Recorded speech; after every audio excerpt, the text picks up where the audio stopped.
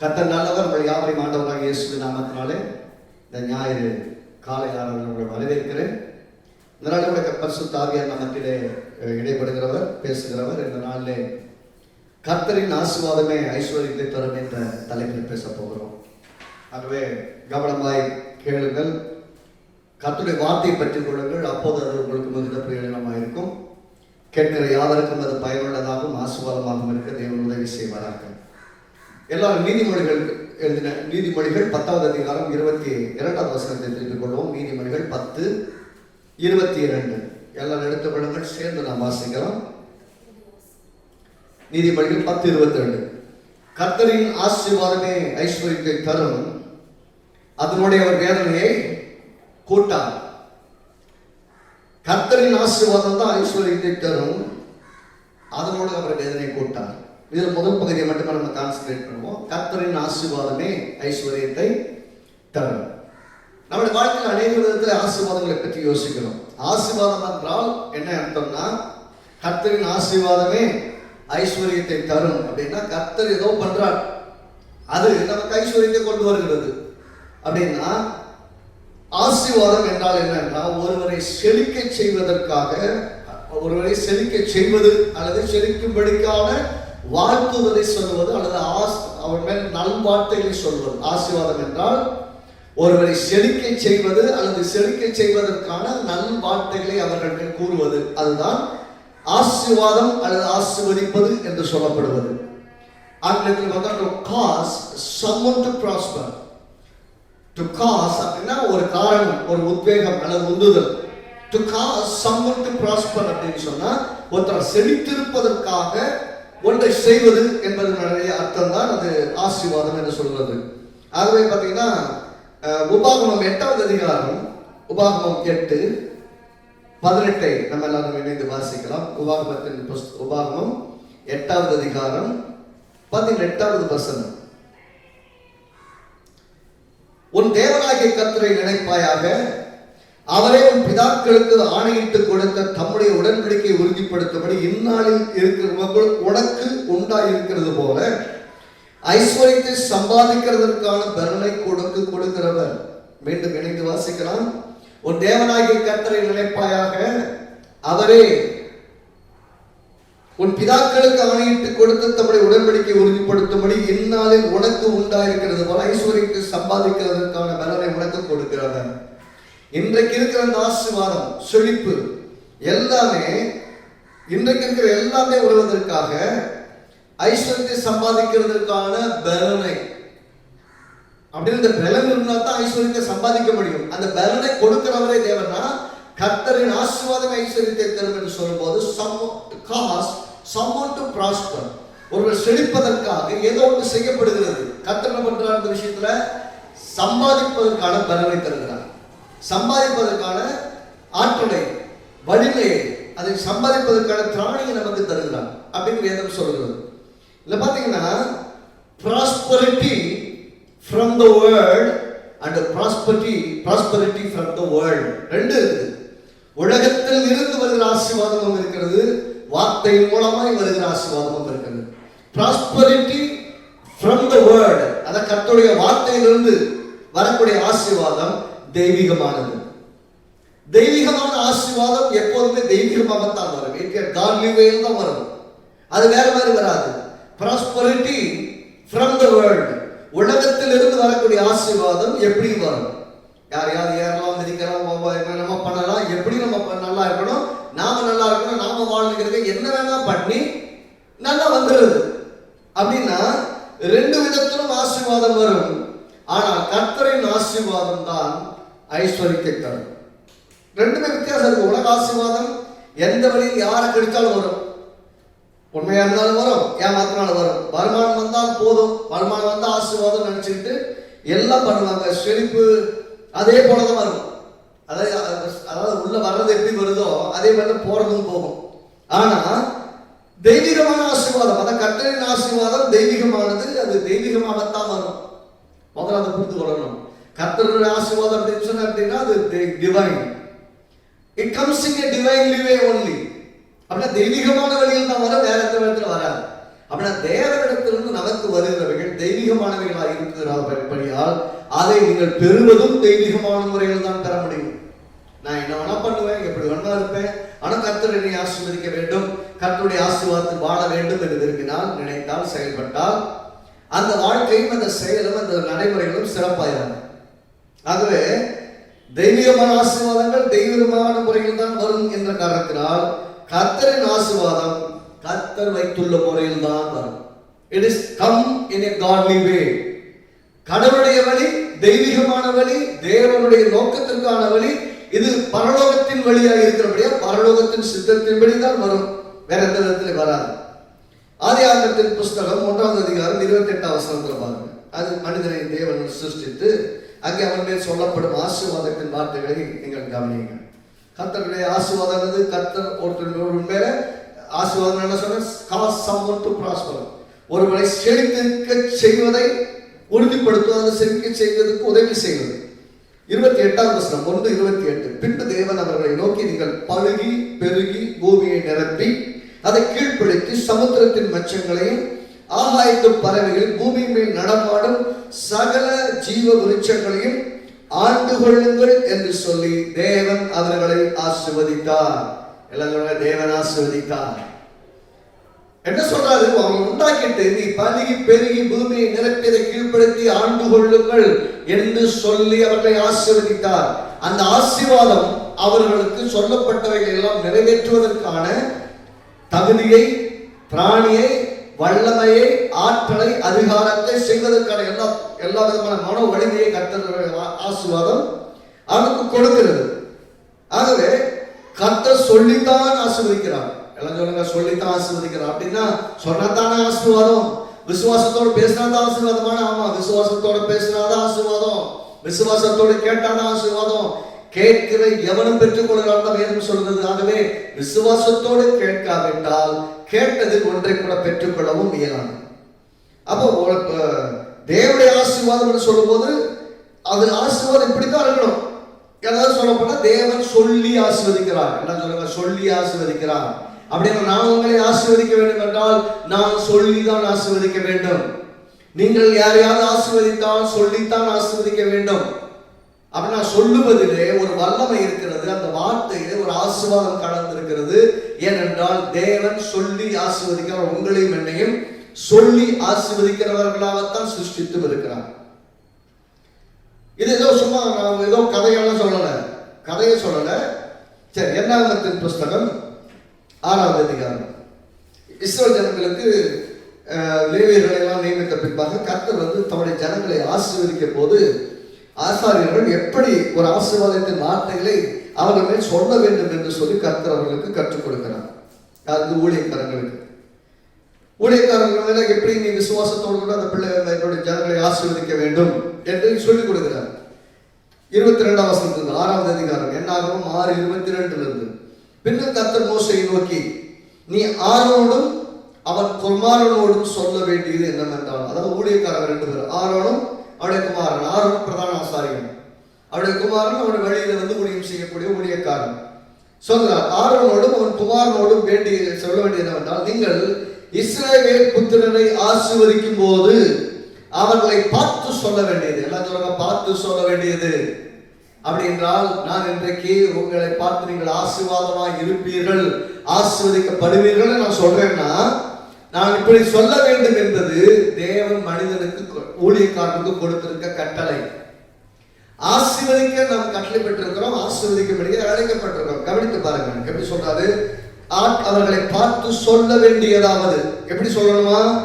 கர்த்தர் உன்னை ஆசீர்வதித்து உன்னை காக்க கடவர். உங்களை பார்த்து நான் இன்றைக்கு சொல்லுகிறேன், தேவன் ஆரோனுக்கும் அவனுடைய குமாரனுக்கும் சொன்னதை போலவே நானும் இந்த நாளிலே உங்களை ஆசீர்வதிக்கிறேன். எப்படி ஆசீர்வதிக்கிறேன்? கர்த்தர் உங்களை ஆசீர்வதித்து உங்களை காக்க கடவர். ஆமென். கர்த்தர் தம்முடைய முகத்தை உங்கள் மேல் பிரகாசிக்க பண்ணி உங்கள் மேல் கிருபையாய் இருக்க கடவர். கர்த்தர் அவருடைய முகத்தை, கர்த்தர் தம்முடைய முகத்தை உங்கள் மேல் பிரகாசிக்க பண்ணி உங்கள் மேல் கிருபையாய் இருக்க கடவர். அடுத்து 26ஆம் வசனம், கர்த்தர் தம்முடைய முகத்தை உன்மேல் பிரசன்னமாக்கி உமக்கு சமாதானம் கட்டளையிடுவார்.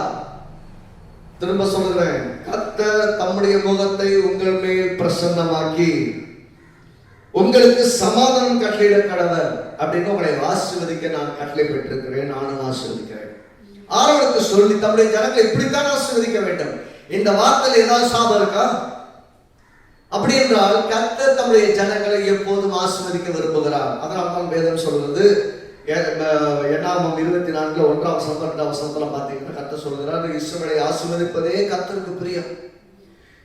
கர்த்தருக்கு ஒரே ஒரு ஆசை தான், உங்களை ஆசீர்வதிப்பது மட்டும்தான் ஆசை, அதை தவிர வேற ஒண்ணுமே இல்லை. இஸ்ரவேலை ஆசீர்வதிப்பதே கர்த்தருக்கு பிரியம். கர்த்தர் தம்முடைய அது சொல்லிட்டு 27 பாருங்க, இவ்விதமாய் அவர்கள் என் நாமத்தை இஸ்ரவேல் புத்திரர் மேல் போட கடவர்கள், அப்பொழுது நான் அவர்களை ஆசீர்வதிப்பேன். எல்லாரும் சொல்லுங்க, ஆசீர்வதிப்பார். ஆமென். நல்லா கவனிக்கணும். ஒரு ஊழியக்காரன் விசுவாசிகளை பார்த்து கர்த்தர் இப்படி உங்களை ஆசீர்வதிப்பாராக என்று சொல்லுகிற வார்த்தை அது அவர்கள் மேல் பலிக்கத்தக்கதாக அவன் சொல்லும் போது கர்த்தர் அவர்களை ஆசீர்வதிக்கிறார். அதனால பாத்தீங்கன்னா அவசரப்பட்டு எதுவும் பேசுறது இல்லை, உணர்ச்சி வசப்பட்டு பேசக்கூடாது, நிறைய விஷயங்கள் அவாய்ட் பண்றது காரணமே அதுதான். ஏனென்றால் கர்த்தர் நான் ஆசீர்வதிக்கிற இடத்துல இருக்கிறேன், ஆசீர்வதிக்கும்படியான ஒரு இடத்துல வைத்திருக்கிறார். ஆகவே நான் ஆசீர்வதிப்பதை மட்டுமே கவனமாய் பார்க்க வேண்டும். சில சமயம் மக்களுடைய செயல்களில் சில சமயம் சரியா இல்லாத சமயத்துல சில சமயம் எந்த ஊழியக்காரனுக்கும் ஒரு அப்பாவுக்காக இருந்தாலும் யாருக்காரும் கோபம் வரும். அது ஒரு தகப்பன் தன் பிள்ளைகளை நடத்த வேண்டிய விதத்தில் சீர்படுத்த வேண்டிய காரியம், அது வரத்தான் செய்யும். அப்படி இல்லைன்னா போச்சுன்னா கண்ட்ரோல் இல்லாம போயிடும். அப்படி கேட்கறதுனாலயோ அப்படி சொல்றதுனாலயோ அவங்களுமே கோபமா இருக்காங்க என்பதல்ல. ஆசீர்வதிக்கிற இடத்துல இருக்கிறோம், ஆசீர்வதிக்கவே கட்டளை பெற்றிருக்கிறோம். ஆசீர்வாதமாக இருக்கும்படியாக நாங்கள் ஆசீர்வதிப்பதற்கு நாங்கள் இந்த இடத்துல இருக்கிறோம். ஆசீர்வதிக்கணும், அதுக்காக தான் நாங்கள் இருக்கிறோம். அப்படின்னா அங்க கர்த்தர் சொல்றாரு, என் ஜனங்களை நீ ஆசீர்வதி, அப்போது நான் அவர்களை ஆசீர்வதிப்பேன். அப்படின்னா யாரோ ஒருத்தர் சொல்லணும், நீ ஆசீர்வதி, அவர்களை ஆசீர்வதிப்பேன். ஆபிரகாமுக்கு கர்த்தர் சொல்றார், நீ எவர்களை ஆசீர்வதிப்பாயோ அவர்களை நான் ஆசீர்வதிப்பேன், நீ எவர்களை சபிப்பாயோ நான் அவர்களை சபிப்பேன். அப்படின்னு என்ன சொல்ல வர்றாரு, நீ சொல்லுகிற வார்த்தையின்படி அவர்களுக்கு நான் செய்வேன் என்று கர்த்தர் சொல்கிறார். அப்படின்னா வார்த்தை சொல்வது மிக மிக முக்கியம். அந்த வார்த்தைக்குள்ளாக வல்லமை இருக்கிறது. அதனால்தான் ஆசீர்வதிக்கும் போது இப்படித்தான் சொல்ல வேண்டும் என்று கர்த்தர் சொல்கிறார். அப்படின்னா 27 சொல்றாரு, என் நாமத்தை அவர்கள் மேல் கூறும் போது அப்போது நான் அவர்களை மேல் ஆசீர்வாதத்தை வரிப்பேன். அவர்கள் மேல் என்ன பண்ணணும்? ஆசீர்வாதத்தை கோரணும். கூறும்போது நான் ஆசீர்வாதத்தை கொண்டு வருவேங்கிறார். அதனால்தான் இப்ப சொன்னேன், இந்த வசனத்தை வாசிக்கும் போது உங்களை நான் அப்படி ஆசீர்வதிக்கிறேன் என்று சொல்லி நான் கூறிய இந்த வார்த்தையின் ஆசீர்வாதங்களை கர்த்தர் நிச்சயமாக உங்கள் வாழ்விலே தருவார் என்று விசுவாசிக்கிறேன். என்றால் கர்த்தருடைய வார்த்தை நேற்றும் இன்றும் என்றும் மாறாதது, அது மாறாத தன்மையுடையதாக இருக்கிறது. அன்றைக்கு ஆசீர்வதிக்கிற இடத்துல இருந்தோம், இப்ப கர்த்தர் எப்படி ஆக்கிட்டாங்க, நம்மளை எல்லாம் ராஜாக்களும் ஆசாரிகளுமாய் பரிசுத்த ஜாதிகளுமாய் மாற்றி விட்டாங்க. நாம் அநேகரை ஆசீர்வதிக்கிறவர்களா, அதாவது நான் மட்டும் உங்களை ஆசீர்வதிக்கிறவர்களா இல்லை, நீங்களும் அநேகரை ஆசீர்வதிக்கிறவர்களா இருக்கிறீர்கள். நீங்கள் ஆசீர்வதித்தால் அவர்கள் மேல் ஆசீர்வாதத்தை தேவன் வருஷிக்கிறார். நீதிமொழிகளின் புஸ்தகம் 18வது அதிகாரம், நீதிமொழிகள் 18 ஏன் ஆசீர்வாதத்தில் அவ்வளவு பெரிய வல்லமை கர்த்தர் வைத்திருக்கிறார். நீங்க சொல்லுகிற அந்த ஆசீர்வாதத்தின் வார்த்தை எப்படி மக்கள் மேல் பலிக்கும், மற்ற ஊழியக்காரன் சொல்லுகிற வார்த்தை எப்படி மக்கள் மேல் பலிக்கும், அதுல என்ன வல்லமை இருக்குது கவனிச்சீங்கன்னா, நீதிமொழிகள் 18 20 21 22 3 வசனங்களை பார்த்தோம். 20 21 அவனவன் வாயின் பலனால் அவனவன் வயிறு நிரம்பும். நீங்க சாப்பிட்டாதான் உங்களுக்கு வயிறு நிறையும். எத்தனை பேர் ஆமா சொல்றீங்க? உங்களுக்கு மேல வேற யார் சாப்பிட்டாலும் உங்க வயிறு நிறையாது. அப்படியே நீங்க சாப்பிட்டா தான் உங்க வயிறு நிறையும். அவனவன் வாயின் பலனால்னா அவன் என்ன சொல்றானோ அதில் தான் அவன் புசிக்க போகிறான். திரும்பவும் சொல்றேன், நீங்க என்ன சொல்றீங்களோ அதைத்தான் நீங்க சாப்பிட போறீங்க. நீங்க என்ன விதைக்கிறீங்களோ அதைத்தான் அறுக்க போறீங்க. எதை அறுத்தீங்களோ அதைத்தான் சாப்பிட போறீங்க. ஆக என்ன விதைக்கிறோங்கிறது ரொம்ப முக்கியம். விதைச்சது என்ன விளைய போகுதுன்னா, என்ன விதைச்சோமோ அதுதான் விளைய போகுது. விதைத்ததனுடைய விளைவைத்தான் நாம் அனுபவிக்க போகிறோம். ஆகவே அவனவன் வாயின் பலனால் தன் ஆகாரத்தை புசிப்பான். நீங்க சாப்பிடுற சாப்பாடு, வாழ்க்கையை அனுபவிக்கிற விதம் எதுவா இருந்தாலும் அது out of what you are saying on it, ஒன்றை குறித்து நீங்கள் என்ன சொல்லுகிறீர்கள் என்ற அடிப்படையில் இருக்கிறது. அதான் சொன்னாங்க, கர்த்தரின் ஆசீர்வாதம் என்று சொன்னால், ஆசீர்வாதம் என்று சொன்னாலே ஒன்றை நடத்துவது அல்லது ஆசீர்வாதிக்கும்படி ஒரு மனிதன் செழிக்கும்படியாக ஒரு நல் வார்த்தை அவன் மேல் கூறுவது அல்லது நற்காரியங்களை அவன் மேல் கூறுவது, அவனுக்கு தேவையான எல்லாத்தையும் கொடுப்பது. இங்க சொல்கிறாரு, அவனவன் தன் தன் வாயின் பலனால் அவனுடைய வயிறு நிரம்பும். அப்போ உங்க வயிறு நிரம்பணும்னா வயிறை வாயில கனெக்ட் பண்ணியிருக்கிறாங்க. எல்லாம் சொல்லுங்க, வயிறை. ஆமா, சாப்பாடும் வாயில போனாதான், உள்ள போனாதான் வயிறு நிரம்பும். அப்படித்தானே?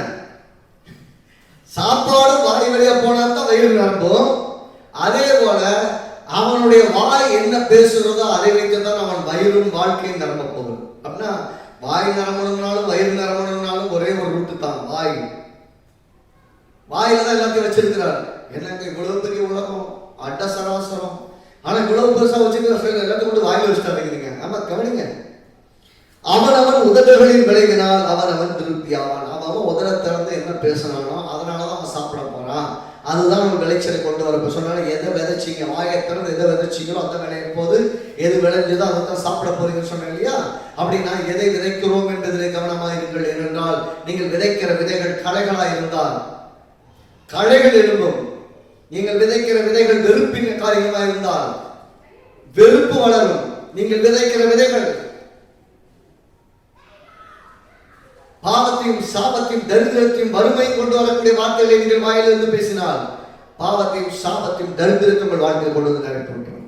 அதான் சொல்கிறாரு, அவனவன் உதடுகளை விளங்கினால் அவனவன் வயிறு நிரம்பும். வாயை பத்தி பேசுறாரு, உதட பத்தி பேசுறாரு. அடுத்த வசனத்துக்கு கவனிங்க. மரணமும் ஜீவனும் நாவின் அதிகாரத்தின் கீழ் இருக்கிறது. அல்லேலூயா. உதடு ஒரு பக்கம் இருக்குது, வாய் ஒரு பக்கம் இருக்குது. வாய்க்குள்ளேயும் உதடுக்குள்ளேயும் ஒன்று இருக்குது. உதடுகளின் உச்சரிப்பு ஒன்று இருக்குது, வாயும் ஒன்று இருக்குது. ஆனா வாயை மொத்தமா கண்ட்ரோல் பண்ணுவது, உதடுகளையும் உச்சரிக்கும்படியாக தூண்டுவது, நடத்துவது என்னன்னா நாவு. சொல்கிறது, மரணமும் ஜீவனும் நாவின் அதிகாரத்தில் இருக்கிறோம், அதில் பிரியப்படுகிறவர்கள் அதன் கனியை புசிப்பார்கள். அல்லேலூயா. ஜீவ விருட்சத்தின் கனி நன்மை தீமை அறியத்தக்க கனி என்பது பொருளை சார்ந்ததல்ல. What you confess on is matters. ஏவாள் பழத்தை பிடுங்கி சாப்பிட்டதுனால அவன் பாவத்தில் விழுந்து பெரிய பாவியாயிட்டாங்க கிடையாது. அதை குறித்து அவருடைய வார்த்தை, அதாவது செயலுக்கு முன்பாக வார்த்தை என்ன சொன்னால், இது பார்வைக்கு இன்பமும் புசிப்புக்கு ஏற்றதுமாக இருக்குது என்று அவர் சொன்னாலே, எதை தேவன் வேண்டாம் என்றாலோ அது இன்பம் என்று இந்த பெண் என்ன பெப்ப சொன்னாலோ சொல்லும் போதே அதை எடுத்து புசித்து விட்டான். அதை புசித்த செயல் அதுக்கு பின்னால் தான் நடந்தது. நல்லா கவனிக்கணும்.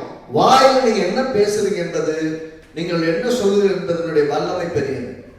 சில சமயம் பாருங்க, அதிகேடுகள் எல்லா நேரத்திலும் வரும், அது யாருக்கும் வரும். அதனால எப்போ எப்படி பேசுவாங்கன்னு தெரியாது.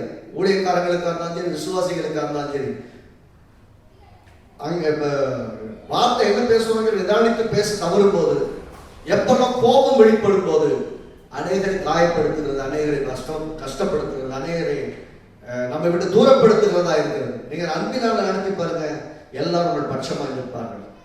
எப்பெல்லாம் அன்பு தணிந்து போகிறதோ அப்பொழுதெல்லாம் அன்புக்கும் ஆதரவுக்கும் சமாதானத்தை தேடிக்கொண்டிருக்கிற மக்கள் உள்ள உடைந்து நன்மையை தேடி, வார்த்தையை தேடி, வசனம் கிடைக்காத, வாழ்க்கை மாறாதா, எனக்கு ஒரு நன்மையான காரியம் நடக்காதா என்று தேடி வருகிற மக்களுக்கு அவர் நான் கொடுக்க வேண்டிய வார்த்தை, வாழ்க்கை தூக்கி நிறுத்தக்கூடிய வார்த்தை, உயர்த்தி வைக்கக்கூடிய வார்த்தை. அதனால சொல்றாரு, மரணமும் ஜீவனும் நாவின் அதிகாரம். சாக போறோமோ பொழைக்க போறோமோ என்கிற காரியம் நம்முடைய நாவின் அதிகாரத்தின் இருக்குது. If you are speaking about life, then we will live. If you are speaking about death, then we will die. ஜீவனை பேசினால் வாழ்வோம், மரணத்தை பேசினால் சாவோம். அப்படின்னா மரணமும் ஜீவனும் நாவின் அதிகாரத்தின் கீழ் இருக்கிறது. ஏனென்றால் நீங்கள் தேவனை போலவே சிருஷ்டிக்கப்பட்டிருக்கிறீர்கள். ஆகவே தேவன் ஒன்றை சொன்னால் அது நடக்கும், நீங்க சொன்னாலும் நடக்கும். அவன் சொன்னபடி அவனுக்கு ஆகும். அப்படின்னா வாட் யூ கன்ஃபெஸ் மேட்டர்ஸ். அதனால என்ன சொல்றீங்கிறத கவனமா பாருங்க. உணர்ச்சி வசப்படும் போது பேசாது இருப்பது நல்லது. நானும் சில சமயம் பேசி வச்சிருவேன். நான் சாமானியமான மனுஷன். ஆனா அதனுடைய விளைவுகள் பார்த்தீங்கன்னா மிகுந்த கஷ்டம். ஆனாலும் அதனுடைய காரணம் வந்து வில்ஃபுல் வார்த்தைகள் கிடையாது. ஆனாலும் அந்த வார்த்தையை வரவழைக்கும்படி சாத்தான் அநேக விதத்தில் அநேக மக்கள் மூலமாக வேலை செய்வதை நான் பார்க்கிறேன்.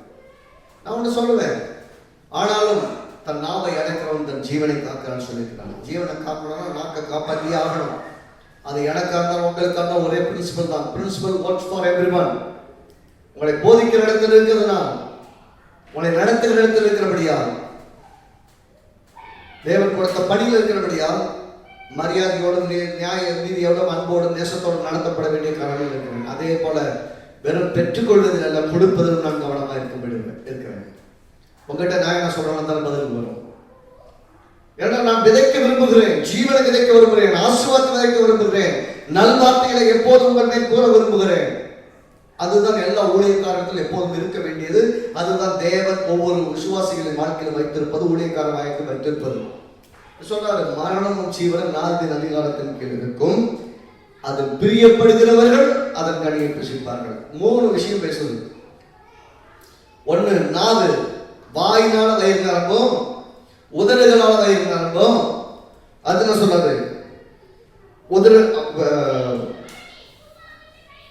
நாவின் பலனால வயிறு நிரம்பும், கனியை புசிப்பார்கள். அப்ப நீங்க நல்ல திருப்தியா சாப்பிட்டு ஆசீர்வாதமாய் வாழ வேண்டும் என்று நீங்கள் விரும்பினால் என்ன பேசுகிறீர்கள் என்பதிலே கவனம் வையுங்கள். தவறான வார்த்தைகள், அவிசுவாசமான வார்த்தைகள், தேவனுடைய வார்த்தைக்கு விரோதமான கெட்ட வார்த்தை ஒன்றும் உங்கள் வாயிலிருந்து புறப்படாது இருப்பதாக.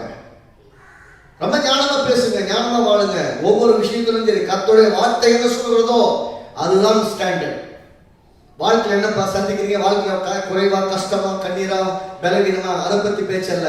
எந்த நிலையிலும் என் தேவனாகிய கர்த்தர் என்னோட கூட இருக்கிறார், நான் ஆசீர்வாதமாக இருப்பேன், இப்ப விட 1000 மடங்கு ஆசீர்வாதமாக இருப்பேன். எல்லா எதிர்மறையான சூழலில் நான் நன்றாய் வாழ்வேன். சுகம் என்னுடைய உரிமை, அதை இயேசுவின் நாமத்தில் எடுத்துக் கொள்கிறேன். நான் சுகமாக இருக்க தீர்மானிக்கிறேன். தெய்வீக சுகத்தை என்ன பேசுகிறேன். இயேசுவின் நாமத்தில் சுகம் என்னுடைய வாழ்வு முழுவதும் நிறைக்கட்டும். பொருளாதார தரித்திரங்கள் நீங்கட்டும். கையிட்டு செய்யும் வேலைகள் ஆசீர்வதிக்கப்படட்டும். இப்போது இருப்பதை விட நான் 1000 மடங்கு பெருகட்டும் என்று இயேசுவின் நாமத்தில் நான் ஆசீர்வாதத்தை என் வாழ்க்கை மேல் கூறுகிறேன், என் சரீரத்திலே கூறுகிறேன், என் குடும்பத்திலே கூறுகிறேன், பிள்ளைகள் மேல் கூறுகிறேன், எல்லைகளிலே கூறுகிறேன். ஆசீர்வாதம் உண்டாயிருப்பதாக அப்படின்னு சொன்னீங்கன்னா அவனவன் வாயின் பலன், உடலின் பலன், அவனுடைய நாவின் பலனால் நீங்கள் திருப்தியாவீர்கள், புசிப்பீர்கள், திருப்தி அடைவீர்கள். அல்லேலூயா. ஆகவே எப்படி சொல்லுகிறோம், என்ன சொல்லுகிறோம் என்பது ரொம்ப முக்கியம். அதை எப்படி சொல்ல வேண்டும், அப்படி சொல்லும் போது அது நம்முடைய வாழ்க்கையில் மிகுந்த பலனையும் வல்லமையான மாற்றங்களை நமக்கு கொண்டு வரும்.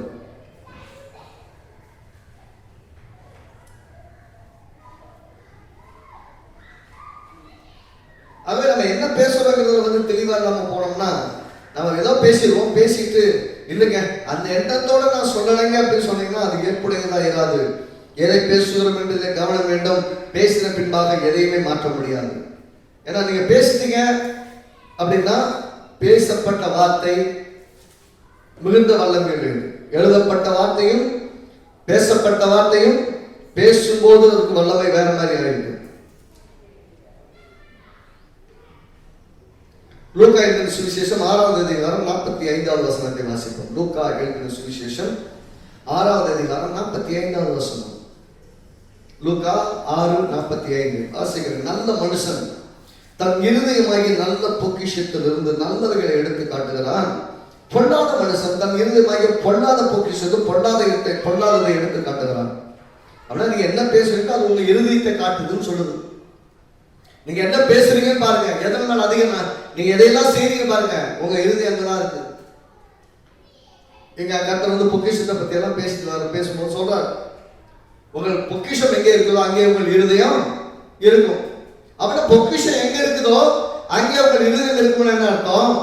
பொக்கிஷத்தை எங்க வைக்கிறீங்களோ அதன் அடிப்படையில் தான் உங்கள் வாழ்க்கை இருக்கும். ஆகவே உங்க பொக்கிஷம் எங்க இருக்குன்னு நல்லா கவனமா பாருங்க. அப்போ உங்கள் வாழ்க்கை மிகுந்த ஆசீர்வாதமா இருக்கும். நீங்க கவனிச்சு பார்த்தீங்கன்னா உங்கள் இருதயத்தில் என்ன இருக்கோ அதுதான் வெளியே காட்டப்படுது, அதுதான் வெளியே வரும். அடுத்து சொல்றாரு, அவனவன் இருதயத்தில் நிறைவினால் அவனவன் வாய் பேசும். அப்படின்னா இருதயத்தில் என்ன நிறைஞ்சிருக்கிறதோ அதைத்தான் பேசுவீங்க.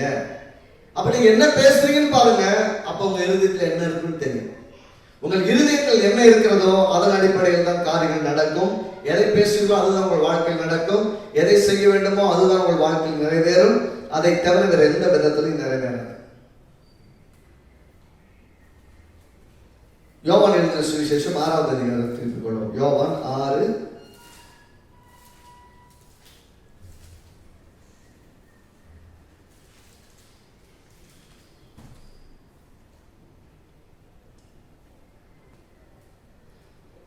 63 வசனம். ஆவியை உயிர்ப்பிக்கிறது, மாம்சமானது ஒன்றுக்கும் உதவாது. நான் உங்களுக்கு சொல்லுகிற வசனங்கள் ஆவியாயும் ஜீவனாயும் இருக்கிறது. மாம்சமானது ஒன்றுக்கு உதவாது, யூஸ்லெஸ் செய்கிறது. மாம்சம் physical is physical, that doesn't do anything else. But when it is spirit, the spirit will quicken you. ஆவி உங்களை உயிர்ப்பிக்கும், வார்த்தை ஒன்றும் செய்யவே முடியாது. ஆனால் மாம்சமானது அப்படின்னா பிசிக்கல் இருக்கிறது பிசிக்கல் தான், ஸ்பிரிச்சுவல் விஷயம் ஸ்பிரிச்சுவல் விஷயம் தான். ஸ்பிரிச்சுவலையும் பிசிக்கலையும் ஒன்றா இணைக்க முடியாது, ஒன்றா இணையவும் இணையாது. ஆகவே ஆவிக்குரிய ஆசீர்வாதங்கள் ஆவிக்குரிய ரீதியில் தான் வரும். உலக பிரகாரமான ஆசீர்வாதங்கள் மாம்சீகமான விதத்தில் தான் வரும். உலக பிரகாரமான ஆசீர்வாதங்களை கொண்டு கர்த்தரின் ஆசீர்வாதத்தை மதிப்பிட முடியாது. கர்த்தரின் ஆசீர்வாதம் என்பது கர்த்தர் தெய்வீகமான விதத்தில் நம்மை வைப்பது, தெய்வீகமான விதத்திலே நமக்கு தெய்வம் கொடுப்பது. எபிரேயர்கள் நிருபம் 1வது அதிகாரம் 3வது வசனம். நீங்க நிறைய வசனங்களை பார்க்க போறோம், கடற்கரை நடுங்க. எபிரேயர்கள் நிருபம் 1வது அதிகாரம் 3வது வசனம்.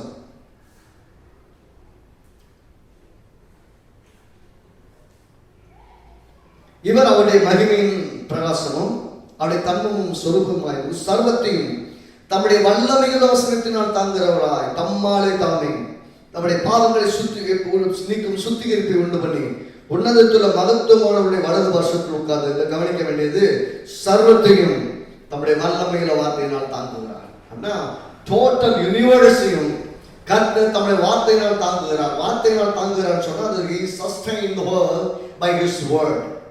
உருவாக்கினதும் வார்த்தையினால் உண்டாக்கினார், தாங்குகிறதும் வார்த்தையினால் தான் தாங்குகிறார். ஆகவே சிருஷ்டிப்பும் வார்த்தையினால், சஸ்டெயின் பண்ணுவதும் வார்த்தையினால், தாங்குவது வார்த்தையினால்.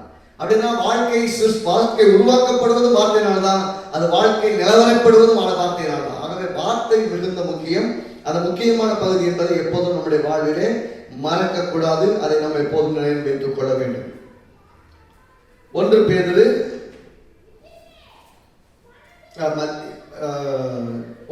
1வது அதிகாரம் 23. 1 பேதுரு 1:23 வேகமாக எடுப்போம். 1 பேதுரு 1:23.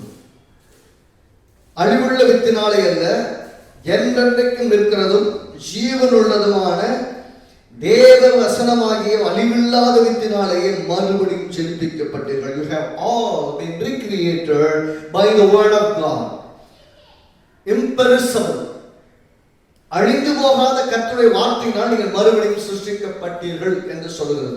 அப்படின்னா அழிவுள்ள வித்தினாலே அல்ல, என்றென்றைக்கும் இருக்கிறதும் ஜீவனுள்ளதான தேவனாசமாகி அழிவில்லாத வித்தினாலே மறுபடியும் சிருஷ்டிக்கப்பட்டீர்கள். அப்படின்னா அழிவில்லாத ஜீவ வித்தினால் மறுபடியும் நாம் உயிர்ப்பிக்கப்பட்டிருக்கிறோம், சிருஷ்டிக்கப்பட்டிருக்கிறோம், புது சிருஷ்டிகள் ஆக்கப்பட்டிருக்கிறோம். ஆகவே மறுபடியும் நாம் புது சிருஷ்டிகளாய் ஆயிருக்கிறபடியால் நம்முடைய வாழ்வின் எல்லா பகுதிகளும் வார்த்தையினால் ஆளப்படுகிறது. யோவான் 1:3 அதிகாரம் 1-3 வரைக்கும் பார்த்தீங்கன்னா, யோவான் 1:1-3 வரைக்கும் நமக்கு நல்ல தெரிந்த பகுதியாக நம்ம மீண்டும் வாசிக்கிறோம். ஆதியிலே வார்த்தை இருந்தது, அந்த வார்த்தை தேவனிடத்தில் இருந்தது, அந்த வார்த்தை தேவனாய் இருந்தது. அவர் ஆதியிலே தேவனோடு இருந்தார், சகலமும் அவர் மூலமாய் உண்டாயிற்று, உண்டானது ஒன்றும் அவராலே அல்லாமல் உண்டாகவில்லை. ஆதியிலே வார்த்தை மட்டும்தான் இருந்தது, அந்த வார்த்தை தேவனிடத்தில் இருந்தது, அந்த வார்த்தை தேவனாய் இருந்தது, சகலமும் அவர் மூலமாய் உண்டாயிற்று, உண்டானது ஒன்றும் அவராலே அல்லாமல் உண்டாகவில்லை. நம்ம என்ன சொன்னா, வார்த்தை இல்லாமல் ஒன்றும் உண்டாகவில்லை. அப்படின்னா எல்லாவற்றுக்கும் சோர்ஸ் எதுன்னா கர்த்தருடைய வார்த்தை. source of all the existence in the world is from the word of God. அப்படின்னா வார்த்தை தான் எல்லாவற்றையும் இன்றைக்கு காண்கிற இந்த உலகத்தில் உள்ள அத்தனை கொண்டு வந்திருக்குன்னு சொன்னால், காணப்படாதவைகள் எதுவாக இருந்தாலும் காணப்படுகிறவைகள் எதுவாக இருந்தாலும் எல்லாவற்றையும் வார்த்தையினால் சிருஷ்டிக்கவும் வார்த்தையினால் நம் முன்பாய் கொண்டு வந்து நிறுத்தவும் வல்லமை உள்ளதா இருக்கிறது. ஆகவே எப்படி ஆரம்பிக்கிறோம் ரொம்ப முக்கியம், யார் மூலமாய் ஆரம்பிக்கிறோம் ரொம்ப முக்கியம், யாரை கொண்டு செய்கிறோம் என்பது ரொம்ப முக்கியம். வெறும் வார்த்தையினால் இயேசுவை வார்த்தை சொல்லுது, வெறும் வார்த்தையினால் உலகத்தை உண்டாக்குனார்னா நான் கேட்கிறேன், உங்கள் வாயில் உள்ள வார்த்தைகள் அதான் சொல்லுறது, அவனவன் வாயின் பலனால் நீங்க என்ன சொல்றீங்கிறது உங்கள் வாழ்வை உருவாக்கும், உங்கள் வாழ்க்கையை உருவாக்கும். கர்த்தரின் ஆசீர்வாதம் ஒரு மனித ஐஸ்வர்யவானாக்க என்ன அர்த்தம்னா, அவன் மேல் சொல்லுகிற கர்த்தருடைய வார்த்தை, அந்த வார்த்தை அவன் மேல் படிக்கும் போது அவன் வாழ்க்கை மேன்மையை மாறிவிடும். அப்படின்னா அவன் எப்படி இருக்க போறாங்கிறது அவன் மேல் சொல்லப்பட்ட வார்த்தை எப்படிப்பட்ட வார்த்தை அடிப்படையில இருக்கிறது. ஆகவே நாம் கர்த்தருடைய வார்த்தையை சார்ந்து கொள்ளும், கர்த்தருடைய ஆசீர்வாதத்தை சார்ந்து கொள்ளும், கர்த்தருடைய ஆசீர்வாதத்துல நாம் வாழ்வதற்கு தீர்மானிப்போம். யோவான் 1:14 பாருங்க, 14 அந்த வார்த்தை மாமிசமாகி கிருபையினாலும் சத்தியத்தினாலும் நிறைந்தவராய் நமக்குள்ளே வாசம் பண்ணினார், அவருடைய மகிமையை கண்டோம், அது பிதாவுக்கு ஒரே பேரோட மகிமைக்கு ஏற்றதா மகிமையாகவே இருந்தது. முதல்ல கவனிக்க வேண்டியது, அந்த வார்த்தை மாமிசமாகி கிருபையினாலும் சத்தியத்தினாலும் நிறைந்தவராய் நமக்குள்ளே வாசம் பண்ணினார். நல்லா கவனிக்கணும், வார்த்தை மாமிசமாக முடியுமா? மாற முடியும். வார்த்தை மாமிசமாச்சு, நம் மத்தியில் உலாவினார், மனிதனாய் நடமாடினார், நம் மத்தியில் உலாவினார், பிதாவின் ஒரே பேரனுடைய சாயலை வெளிப்படுத்தக்கூடியவராய் உலாவினார். நான் என்ன எப்படி கேட்கிறேன்னா, வார்த்தை மாமிசமாக முடியும் என்றால் வார்த்தை உங்களுக்கு சுகமாக முடியும், வார்த்தை உங்களுக்கு பலனாக முடியும், வார்த்தை உங்களுக்கு ஐஸ்வர்யமாக முடியும், வார்த்தை உங்களுக்கு விடுதலையாக முடியும், வார்த்தை உங்களுக்கு உயர்வாக முடியும், வார்த்தை உங்களை மேன்மையாக மாற்ற முடியும். வார்த்தை எல்லாவற்றுக்கும் ஆதாரமாக இருக்கிறது. If someone says a blessing upon you, then you started to be blessing. Started to be blessing. நீங்க ஆரம்பமாய் ஒருத்தவங்க மேல சொல்லிட்டாலே நீங்க ஆசீர்வாதமாய் மாறிடுவீங்க, நீங்க ஆசீர்வாதமா இருக்க மாறிடுவீங்க. ஏனென்றால் அந்த ஆசீர்வாதம் எவன் மேல் தங்கும் என்றால் நீதிமான் மேல் தங்கும். ஏனென்றால் கர்த்தருடைய ஆசீர்வாதமே ஐஸ்வர்யத்தை தரும், அதனோட வேதனையை கூட்டவே மாட்டார் என்று வேதம் சொல்கிறது. ஆகவே இங்க நல்லா கவனிக்கணும், வார்த்தை மாமிசமாச்சுன்னு சும்மா மாமிசமா மட்டுமா அது நான் சொல்றேன். இன்றைக்கு கர்த்தருடைய வார்த்தையின் அடிப்படையில் கர்த்தருடைய வார்த்தை மாமிசமாகும் என்று சொன்னால், கர்த்தருடைய வார்த்தை இல்லாதவர்கள் இருக்கவில்லை பல பிறப்பிக்கும், ஐஸ்வர்யத்தை கொண்டு வரும், ஆசுவத்தை கொண்டு வரும், பெருக்கத்தை கொண்டு வரும்.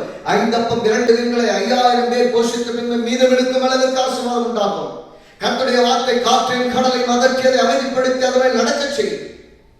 So God's word has control over everything. கர்த்தருடைய வார்த்தை எல்லாவற்றின் மேலும் அரசாளுகிறது. விசுவாசிக்கிறவர்களுக்கு அந்த வார்த்தை ஜீவனும் மருந்தும் ஔஷதமும் ஆசீர்வாதமும் நிறைவும் பெருக்கமுமா இருக்கிறது. I say it in the name of Jesus. இயேசுவின் நாமத்தில் சொல்றேன். அந்த வார்த்தை மாமிசமாச்சுன்னா எல்லாம் ஆகும். இல்லாதவரை இருக்கவை போல அழைக்கிறவரால் எல்லாம் உண்டாகும். So be bold enough. Be bold enough and claim every promises of God and let it be the blessing and a part of your life. உங்க வாழ்க்கையில் எல்லாமாய் மாறுவதற்கும் எல்லாவற்றையும் சுதந்திரித்துக் கொள்வதற்கும் அது உங்கள் வாழ்க்கை மாறுவதற்கும் அது ஒவ்வொரு வாக்குத்தத்தங்களும் உங்கள் வாழ்க்கையை சுதந்திரித்துக் கொள்ளுங்கள். Then you will see the total transformation that is happening in your life. உங்கள் வாழ்க்கையின் எல்லா பகுதியிலும் மாற்றம் நிகழ்வதை காண முடியும். ஹalleluya. கர்த்தர் நல்லவர். வார்த்தை சொல்லிருச்சு, அந்த வார்த்தை தான் ஆதியில் இருந்தது, வார்த்தை மட்டும்தான் இருந்தது, வார்த்தை தான் மாம்சமாச்சு, வார்த்தை தான் எல்லாத்தையும் சிருஷ்டித்ததுன்னு சொன்னா எல்லாவற்றையும் உங்களுக்கு சிருஷ்டித்து கொடுக்கும். ஆகவே சொல்றேன், இந்த வார்த்தையில் சொல்லப்பட்டிருக்கிற ஆசீர்வாதங்கள் இருக்கும் என்று சொன்னால் அந்த அத்தனை ஆசீர்வாதத்திற்கும் நீங்கள் சொந்தக்காரர்கள். யாருக்கு பங்கு போட வேண்டியது? ஆபிரகாமின் ஆசீர்வாதம், ஈசாக்கின் ஆசீர்வாதம், யாக்கோபின் ஆசீர்வாதம், ஏசாவுடைய ஆசீர்வாதம், எதையும் பங்கு போட வேண்டிய அவசியம் கிடையாது. என்னுடைய ஆசீர்வாதம்.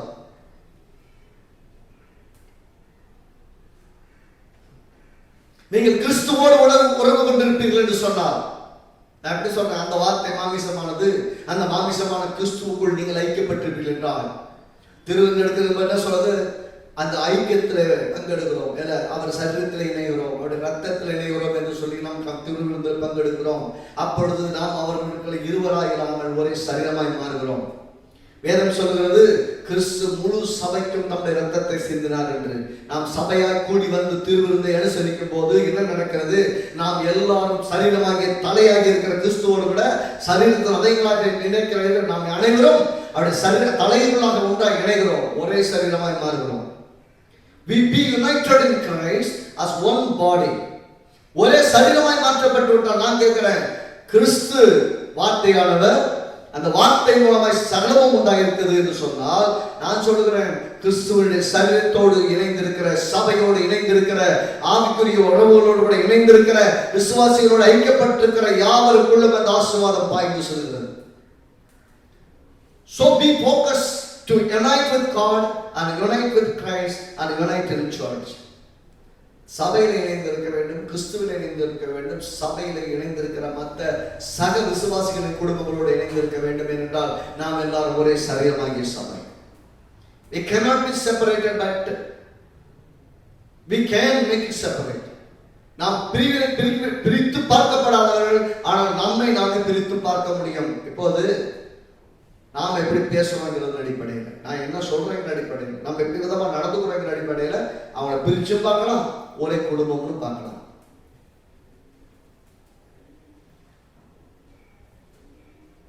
அந்த குடும்பம்ங்கிற வார்த்தையினுடைய அடையாளம் தெரியலன்னு வச்சுக்கோங்களேன், தென் அது எப்படி இருக்குன்னா, யாரோ வந்தா போனாங்க கெஸ்ட் வரதா இருக்கும்.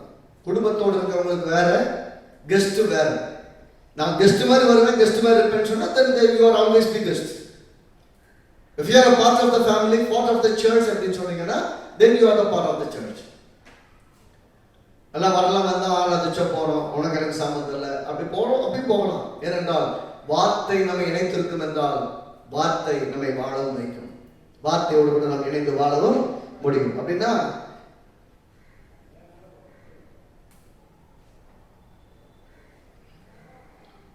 நாம எவ்வளவு தீவிரமா நம்ம தேவனை தேடினாலும் தேடாலும் கர்த்தருடைய வாக்கு தத்துவம் ஆசீர்வாதமும் நமக்கு இருக்கிறது. ஆனா தேடுகிறவனுக்கு மிகுந்த பலன் உண்டு. உண்மை தேடுகிறவர்களை கைவிடுகிறதில்லை. அப்படின்னா என்ன, ஏன் தேடுறதுக்கு அதுக்கு வித்தியாசம்? நாம் ஆசீர்வதிக்கப்பட்டவர்கள், இனிமேல் தேடினாலும் ஆசீர்வாதம் இல்லை. ஆனால் ஏன் தேட வேண்டும்? அவர் தான் என்னுடைய ஆசீர்வாதத்தின் ஊற்றும் காரணம் என்று சொன்னால், அவரை தேடாமல் இந்த சோர்ஸ் விட்டு நான் என்ன ஆசீர்வாதம் பெற போறேன்? நான் ஆசீர்வதிக்கப்பட்டிருக்கிறேன், ஆனால் நான் அவரோடு இணைந்திருந்தால் தான் எனக்கு அந்த ஜீவன் வரும், அவரோடு இணைந்திருந்தால் தான் அவருடைய வல்லமை வரும், அவரோடு இணைந்திருந்தால் தான் அவருடைய சகல ஆசீர்வாதங்களுக்கும் நான் பங்கடைய முடியும். அவரோடு எனக்கு இணைப்பில்லாவிட்டால் செடியிலிருந்து பிடிங்கி எடுக்கப்பட்ட கொடி கொஞ்ச நாள்ல காஞ்சிடும். அப்படி என்றால் செடி என்று சொன்னால் கொடியோடு இணைந்திருக்க வேண்டும். மாத்தி சொல்லிட்டேன். கொடி என்ன பண்ணணும்? செடியோட இணைந்திருக்கணும். செடியிலிருந்து கொடி போய் சொன்னா வெட்டியாச்சுன்னா அப்புறம் கொடிக்கு உயிரே கிடையாது. தனியா செடியிலிருந்து தான் கொடிக்கு தேவையான ஆகாரமும் திடனும் சத்துக்களும் அது கனி கொடுப்பதற்கான எல்லாமே வருகிறது. ஆகவே வார்த்தை இல்லாமல் நீங்களும் நானும் இல்லை, இயேசு கிறிஸ்துவோடு இணையாமல் நீங்களும் நானும் இல்லை. ஆசீர்வாதம் என்ற வார்த்தைக்கு அடையாளமும் இல்லை. ஆசீர்வாதமாய் வாழ வேண்டும் என்று ஆசை மட்டும் இருப்பது முக்கியம் அல்ல, ஆண்டவரோடு இணைந்திருப்பதுதான் ஆசீர்வாதமே. அதான் சொல்றது, கர்த்தரின் ஆசீர்வாதம் தான் ஐஸ்வர்யத்தை தரும். கர்த்தர்களை ஆசீர்வதிக்கணும். அந்த ஆசீர்வாதத்திற்காக அவரோடு எப்போதும் இணைந்திருக்க வேண்டும் என்பது அவசியம். கலாத்தியர் நிருபம் 3ஆம் அதிகாரம், கலாத்தியர் 3. ஆபிரகாமின் ஆசீர்வாதம், ஈசாக்கின் ஆசீர்வாதம், யாக்கோபின் ஆசீர்வாதம் பேசுறோம் இல்லையா?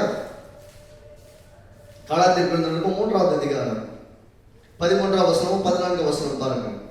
மரத்தில் தூக்கப்பட்ட எவனும் சபிக்கப்பட்டவன் என்று எழுதியிருக்கிறபடி கிறிஸ்து நமக்காக சாபமாகி நியாயப்பிரமாணத்தின் சாபத்திற்கு நம்மை நீங்களாக்கி மீட்டுக் கொண்டார். ஆபிரகாமுடைய ஆசீர்வாதம் கிறிஸ்து இயேசுவினால் பிரஜாதிகளுக்கு வரும்படியாகும். ஆவியை குறித்து சொல்லப்பட்ட வாக்குத்தத்தத்தை நாம் விசுவாசத்தினாலே பெற்றுக் கொள்ளும்படியாகவும் இப்படி ஆயிற்று. எப்படி ஆயிற்று? மரத்தில் தூக்கப்பட்ட எவனும் சபிக்கப்பட்டவன் எழுதிக்கப்படி கிறிஸ்து நமக்காக சாபமாகி நியாயப்பிரமாணத்தின் சாபத்தை நம்மை மீட்டு விட்டார். We have already been redeemed. மீட்கப்பட்டவர்கள் நியாயப்பிரமாணத்தின்படி செய்ய முயற்சி செய்தால் நீங்கள் இன்னும் மீட்கவே படவில்லை என்பதை நான் உறுதியை சொல்லிக் கொள்கிறேன். முதல்ல ஒன்று புரிஞ்சுக்கணும். இன்னும் 10 கற்பனைகளை கை கொள்ள போறேன் நீங்க முயற்சி பண்ணீங்கன்னா நீங்க இன்னும் ஆசீர்வதிக்கப்படவே இல்லை, நீங்க விடுதலையாக்கப்படவே இல்லைன்னு அர்த்தம். ஆபிரகாமின் ஆசீர்வாதத்துக்கு சொந்தக்காரர்களாய் மாறுவதற்காக நியாயப்பிரமாணம் ஆபிரகாமின் ஆசீர்வாதத்தை நான் பெற தடையா இருந்தது. இயேசு நியாயப்பிரமாணத்தை முடித்து விட்டார். நான் ஆசீர்வாதத்திற்கு சொந்தக்காரனாய் மாறிவிட்டேன். ஆபிரகாமின் ஆசீர்வாதம் கிறிஸ்துவுக்குள் எனக்கு வந்து விட்டது. இப்போது நான் ஆசீர்வதிக்கப்பட்டு இருக்கிறேன். இந்த ஆசீர்வாதத்திற்குள் நான் வாழ்வதற்கு என்ன பண்ணணும்? ஆவிக்குரிய ஆசீர்வாதங்கள் எல்லாவற்றையும் அவர்களாக பெரும்படுவது விசுவாசத்தினால் பெரும்படியாக இதுபடி ஆயிற்று. நான் விசுவாசித்தால் ஆசீர்வதிக்கப்படுவேன். விசுவாசத்தால் எனக்கு எல்லாவற்றையும் கொண்டு வருகிறது. அதனாலதான் பாத்தீங்கன்னா 6வது வசனத்துல பாருங்க, ஆபிரகாம் தேவனை விசுவாசித்தால் அதற்கு நீதியாக எண்ணப்பட்டது. 9வது வசனம் அந்தபடியே விசுவாசம் மார்க்கத்தால் விசுவாசம் உள்ள ஆபிரகாம் வரை ஆசீர்வதிக்கப்படுகிறார்கள். If you are a believer, believing in the blood of Jesus, believing in the perfect redemption of Jesus, நீங்கள் விசுவாசியாக இருந்தால் இயேசுவின் நாமத்தில் உண்டான விடுதலையையும் இயேசுவின் ரத்தத்தினால் உண்டான மீட்பையும் விசுவாசிக்கவா இருந்தால், நான் சொல்கிறேன், நீங்கள் ஏற்கனவே ஆபிரகாமோடும் ஆபிரகாமின் வழியாகவும் கிறிஸ்துவுக்குள்ளாக ஆசீர்வதிக்கப்பட்டிருக்கிறீர்கள். அப்படின்னா ஆபிரகாமுக்கு சொன்னது எல்லாமே வேற ஆளுக்கு கிடையாது, எனக்கு. எல்லாம் சொல்லுங்க, ஆபிரகாமுக்கு சொல்லப்பட்ட வாக்கு தத்தம் எல்லாம் எனக்கு சொல்லப்பட்ட வாக்கு தத்தம். ஆகவே இயேசுவின் நாமத்தில் நான் எடுத்துக்கொள்கிறேன். ஆமென்.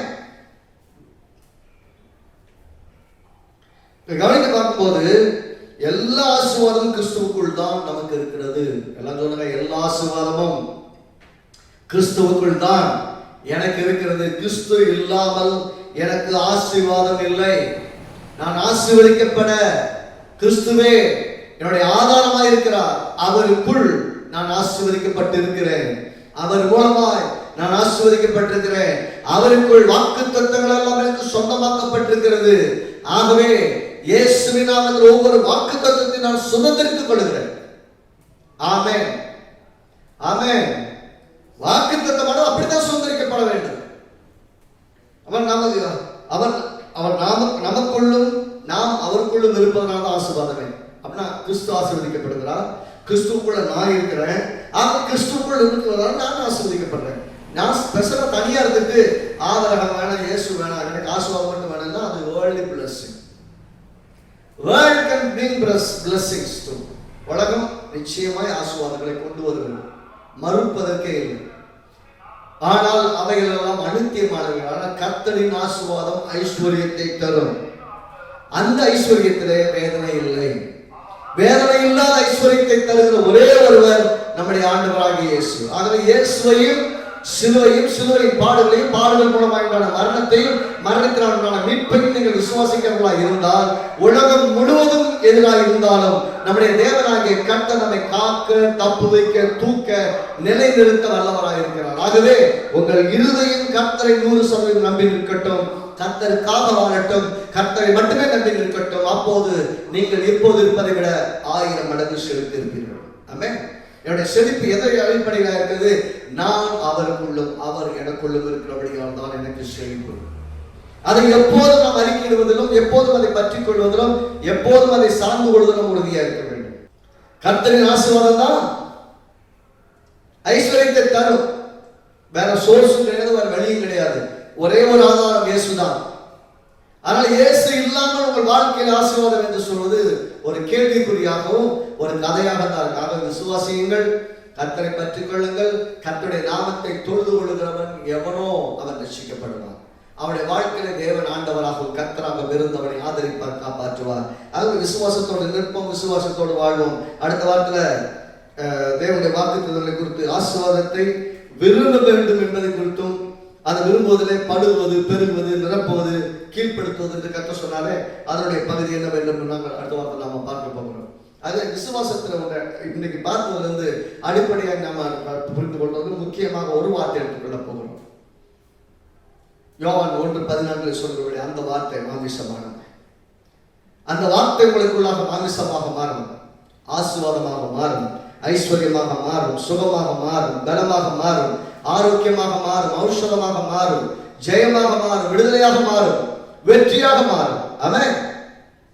விசுவாசிப்போம், நாம் அறிக்கை செய்வோம், பின்பு நாம் ஜெபித்து நிறைவேற்றுவோம். எங்கள் நல்ல பிதாவே பற்றி ஸ்தோத்திரம். இயேசுவின் நாமத்தில் இடத்தில் வருகிறோம். இந்த நாளில் நம்முடைய வார்த்தைகளை கேட்ட ஒவ்வொருவருமே, இந்த வார்த்தைகளை கேட்கிற இன்றைக்கோ மீண்டும் யூடியூப் வழியாக இந்த வார்த்தைகளை கேட்கிற எல்லார் மேலும் இந்த வார்த்தையின் வல்லமை செயல்படட்டுமே, விடுதலை உண்டாகட்டுமே, ஜெயம் உண்டாகட்டுமே, ஆசீர்வதிக்கப்படட்டுமே. இப்போது இருப்பதை விட 1000 மடங்குகள் பெருகட்டுமே, வானங்களுக்காய் திறக்கட்டுமே, குறைகள் எல்லாம் நிறைவாகட்டுமே, வெற்றியாய் வாழட்டுமே. வார்த்தை மாமிசமாய் மாறினதை போலவே ஒவ்வொருவருக்கும் சுகமாய் மாறட்டும், பலனாய் மாறட்டும், ஆரோக்கியமாய் மாறட்டும், ஔஷதமாய் மாறட்டும், செழிப்பாய் மாறட்டும், விடுதலையாய் மாறட்டும், சந்தோஷம், மகிழ்ச்சி, சமாதானம், நல்வாழ்வாய் மாறட்டும், ஐஸ்வர்யமாய் மாறட்டும். இயேசுவின் நாமத்தில் இப்போது இருப்பதை விட இவர்கள் 1000 மடங்கு பெருகட்டும். ஆண்டவரே, ஆண்டவரே, கர்த்தருடைய ஆசீர்வாதம் அவர்களை கூறப்படுவதற்காக ஸ்தோத்திரம். கர்த்தர் அவர்களை ஆசீர்வதித்து காக்க கடவர். கர்த்தர்கள் மேல் கிருபையாயிருக்க கடவர். கர்த்தர் தம்முடைய முகத்தை இவர்கள் மேல் பிரகாசிக்க பண்ணி இவர்கள் கிருபையாயிருக்க கடவர். கர்த்தருடைய முகத்தை பிரசன்னமாக்கி இவர்களை காத்து நடத்த கடவர் என்று இயேசுவின் நாமத்தினாலே நான் ஆசீர்வதிக்கிறேன். ஒவ்வொருவரும் ஆசீர்வாதமாக இருக்கட்டும். கர்த்தரின் ஆசீர்வாதத்தில் முழுமையாய் வாழ இயேசுவின் நாமத்தில் இன்று உதவி செய்வதற்காக நன்றி. உமக்கு மகிமை, கனம், துதி, ஆராதனை ஏறெடுக்கிறோம் இயேசுவின் நாமத்தினாலே பிதாவே. ஆமென், ஆமென், ஆமென். கர்த்தர் நல்லவர். நீங்கள் ஆசீர்வதிக்கப்பட்டவர்கள். ஸ்டேட் பிளஸர் எங்கள் யூடியூப் தொலைக்காட்சி சேனலை நீங்கள் சப்ஸ்கிரைப் பண்ணலாம், சப்ஸ்கிரைப் பண்ணிக் கொள்ளுங்கள். தொடர்ந்து எங்களோடு இணைந்திருங்கள். கர்த்தருடைய வார்த்தை நீங்கள் தொடர்ந்து கேட்க பிரயாசப்படுங்கள்.